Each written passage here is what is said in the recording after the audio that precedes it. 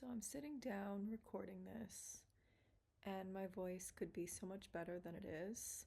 I'm getting over a cold right now, but I just really need to emphasize with you guys, you need to move your body. Like, I'm not moving my body much, haven't moved my body much in the last 48 hours, I'd say.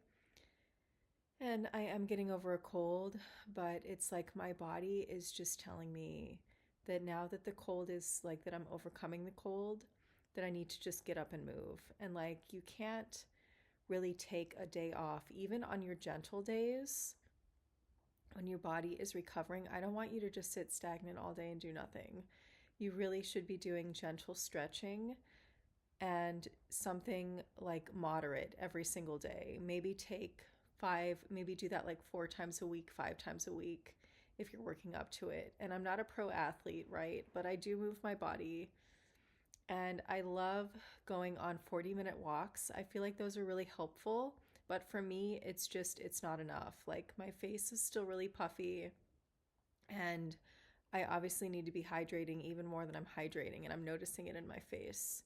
And this is just a message to myself, and it's a message for you guys too, to just continue to not procrastinate on moving and to just get up and move anyway. Like the Nike says, just do it.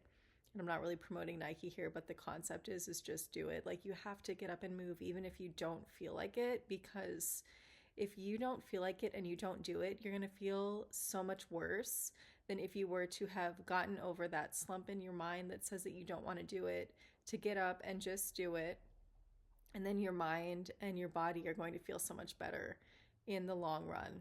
So that's just a gentle reminder to you and to me to stay fit and stay healthy.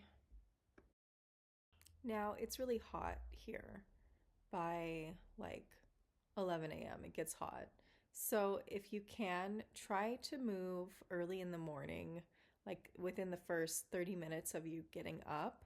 So that way you've done it already and it's out of the way for the day. So you can do it that way. Or you can do it later in the afternoon, not necessarily when it's hotter outside. I don't want you guys exhausting yourself and running or doing intense to moderate exercise when it's extremely hot and your body isn't acclimated to it.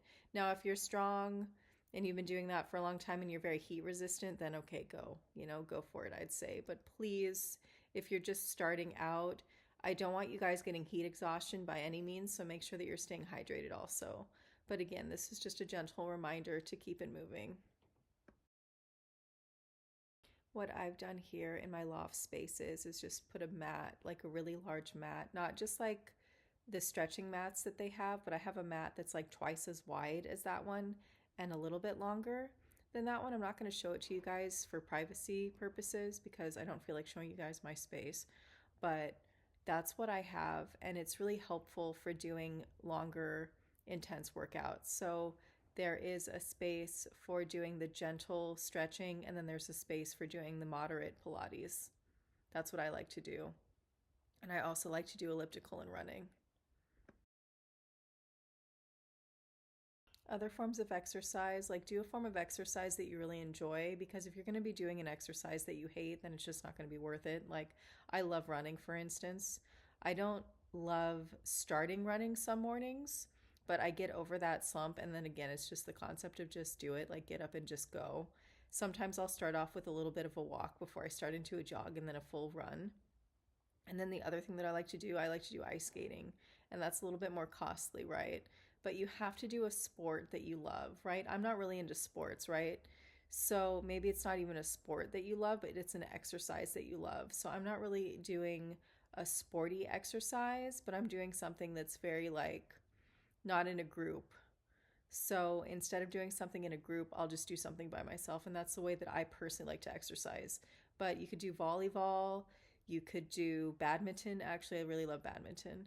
So that's another form of exercise. You just have to get up and get moving. That's really what I'm recommending. Because if you don't, you're not going to have the body that you want when you're in your 50s and your 60s, your 70s, 80s, 90s. Like, I want you guys to be limber and strong when you're in your 90s. That's the whole